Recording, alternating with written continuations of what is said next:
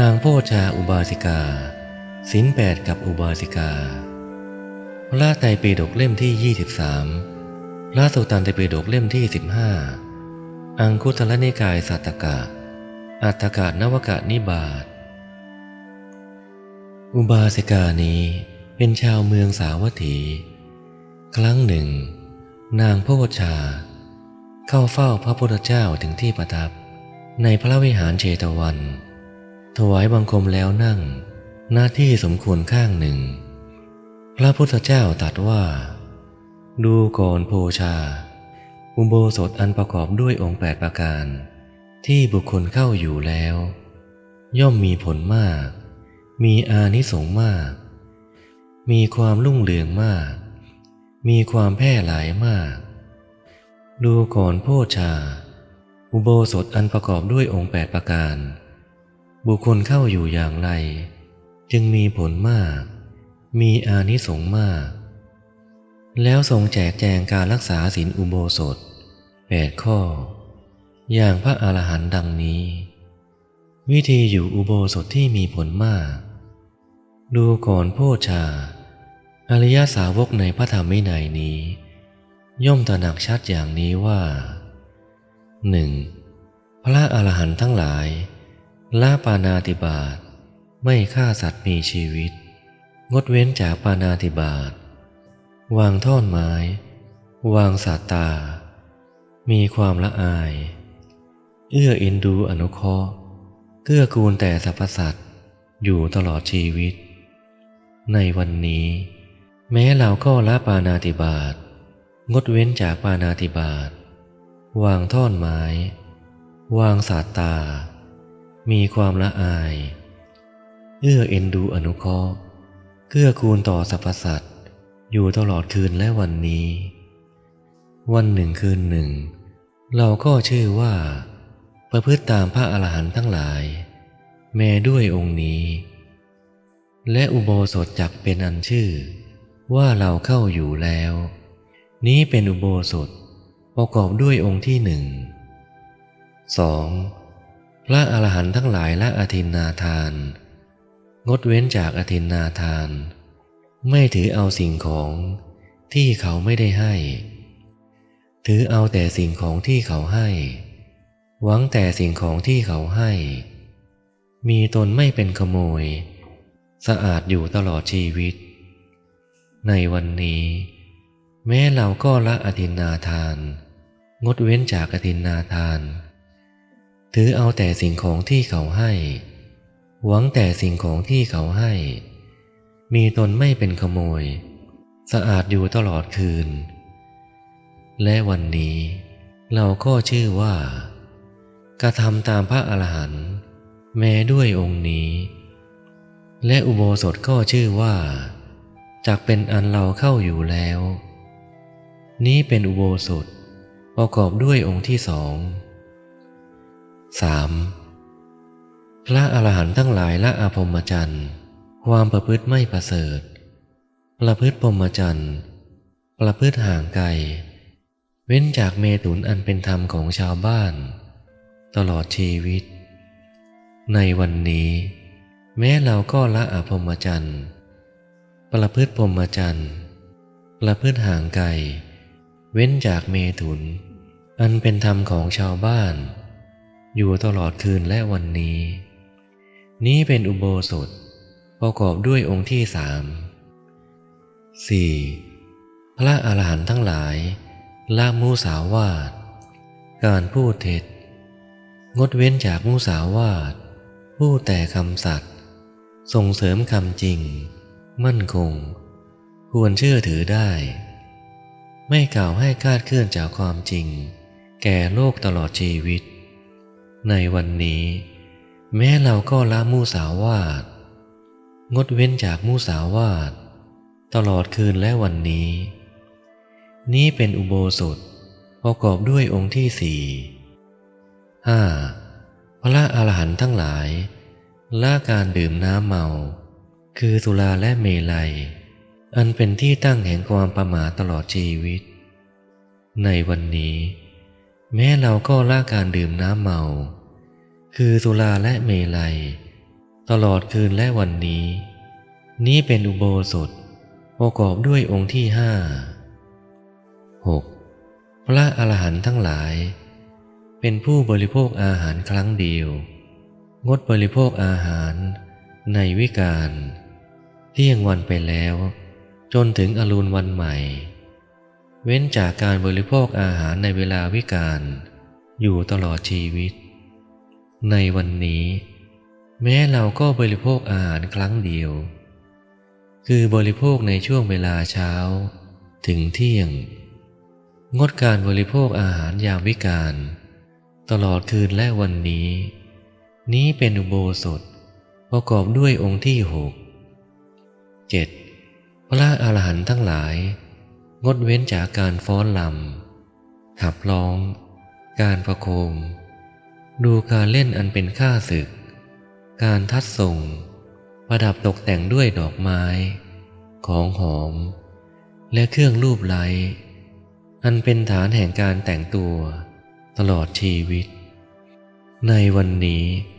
แม้เราก็งดเว้นจากการฟ้อนรำขับร้องตลอดคืนและวันนี้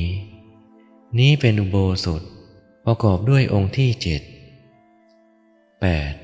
พระอรหันต์ทั้งหลายละการนั่งการนอนบนที่นั่งที่นอนสูงใหญ่งดเว้นการนั่งการนอนบนที่นั่งที่นอนสูงใหญ่สำเร็จการนั่งการนอนที่นั่งที่นอนต่ำคือบนเตียงหรือเครื่องลาดด้วยหญ้าตลอดชีวิตในวันนี้แม้เราก็ละการนั่งการนอนบนที่นั่งที่นอนสูงใหญ่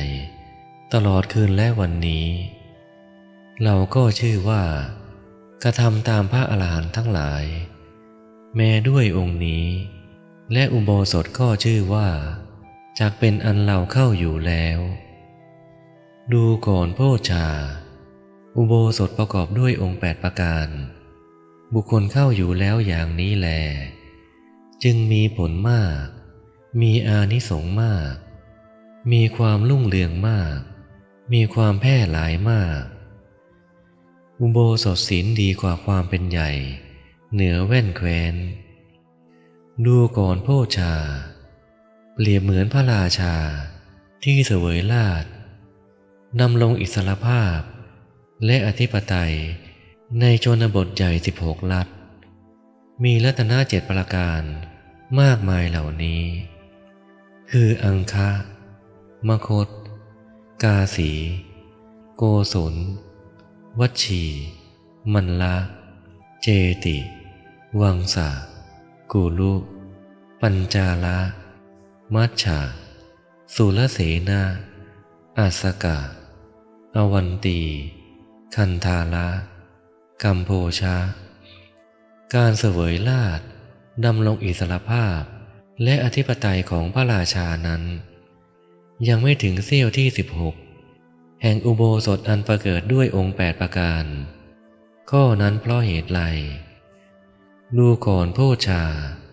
เพราะราชสมบัติมนุษย์เป็นเหมือนคนกำพร้าเป็นเหมือนกับสุขอันเป็นทิพย์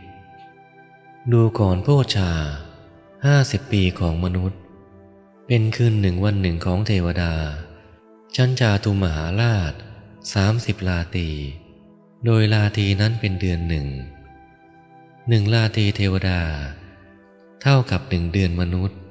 12 เดือนโดยเดือนนั้นเป็นปี1เดือนเทวดาเท่ากับ1 ปีมนุษย์500 ปีทิพย์โดยปีนั้น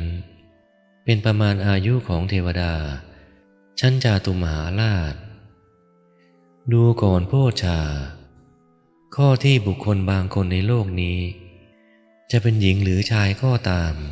เข้าอยู่ในอุโบสถอันประกอบด้วยองค์8ประการแล้วเมื่อตายไปพึงเข้าถึงความเป็นสหายของเทวดาชั้นจาตุมหาราชนี้เป็นฐานะที่จะมีได้ดูก่อนโพชฌาย์เล่าหมายความข้อนี้จึงกล่าวว่าราชสมบัติของมนุษย์เป็นเหมือนคนกำพร้าเมื่อเปรียบเทียบกับสุขอันเป็นทิพย์ดูก่อนโพชฌาย์ 100 ปีของมนุษย์เป็นคืนหนึ่งวันหนึ่งของเทวดาชั้นดาวดึงส์ดูก่อนโพชฌา200 ปีของมนุษย์เป็นวันหนึ่งคืนหนึ่งของเทวดาชั้นยามาดูก่อนโพชฌา400 ปีของมนุษย์เป็นคืนหนึ่งวันหนึ่งของเทวดาชั้นดุสิตดูก่อนโพชฌา800 ปีของมนุษย์เป็นวันหนึ่งคืนหนึ่งของเทวดาชั้นนิมานนลดีดูก่อนโพชฌา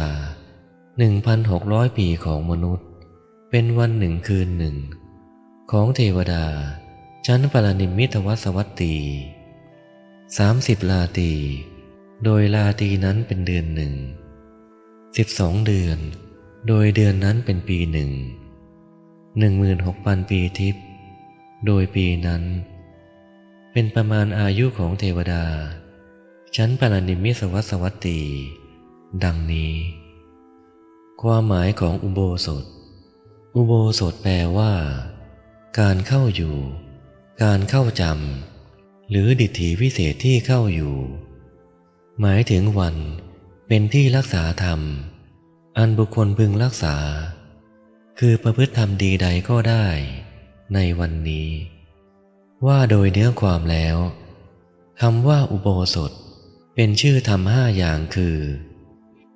1. เป็นชื่อของการสวดปาติโมกข์ของภิกษุและภิกษุณีเรียกว่าลงอุโบสถทุกๆ ครึ่งเดือน 2. เป็นชื่อของการบัญญัติต่างๆเช่นนาคราชชื่ออุโบสถช้างสายพันธุ์หนึ่งชื่ออุโบสถพระปัจเจกพุทธเจ้าชื่ออุโบสถหรือสถานที่คือโรงอุโบสถ 3. เป็นชื่อของการอยู่จ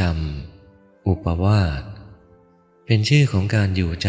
ำในอุโบสถมีองค์8นี้ซึ่งมีวันแห่งการจำอยู่หลายวันเช่นประเภทปกติอุโบสถเป็นต้น 4. เป็นชื่อของอุโบสถ8อัฏฐังคิกะคืออุโบสถมีองค์8 5. เป็นชื่อของวันอุโบสถเช่นวันนี้เป็นวันอุโบสถ8 ค่ำเป็นต้นสำหรับความหมายของอุโบสถที่ประสงค์ในที่นี้หมายเอาความหมายที่ 3คือการเข้าอยู่จำอุโบสถมีองค์8ผู้ศึกษาคัมภีร์พระพุทธศาสนาจะพบว่าสมัยก่อนพระพุทธเจ้าจะอุบัตินั้นมีการรักษาอุโบสถกันอยู่แล้วเช่นอัตถกถาชาดกเล่าว่าพระมหาชนกโพธิสัตว์ประสบอุบัติเหตุเรือแตกระหว่างที่ท่านว่ายน้ำอยู่นั้นเมื่อเห็นพระจันทร์ก็รู้ว่าเป็นวันอุโบสถจึงอมน้ำเค็มบ้วนปากแล้วตั้งเจตนาสมาทานอุโบสถศีลนอกพระพุทธศาสนามิได้มีองค์8อย่างในพระพุทธศาสนามีเพียงการงดเว้นอาหารเท่านั้นและเป็นไปในชน3 จำพวกคือพระโพธิสัตว์บำเพ็ญบารมีพระเจ้าจักรพรรดิประพฤติธรรมเพื่อความสมบูรณ์แห่งรัตนะ7และในคนทั่วไปท่านมีวิธีปฏิบัติโดยเอาน้ำบ้วนปากแล้วอธิษฐานอุโบสถเช่นชาติที่เป็นสังฆพราหมณ์เรือแตกว่ายน้ำอยู่7 วันเช่นเดียวกับชาติที่เป็นพระมหาชนกชาติที่เป็นกระต่ายพระเจ้าจักรพรรดิรักษาอุโบสถเพื่อให้จากแก้วกลับมาโดยบริโภคอาหารก่อนอธิษฐานอุโบสถจากนั้นก็ไม่บริโภคอีกจนกว่าจะพ้นวันอุโบสถส่วนอุโบสถของภูริทัตนาคราชนั้นท่านอธิษฐานศีลการไม่โกรธงดกินเนื้อสัตว์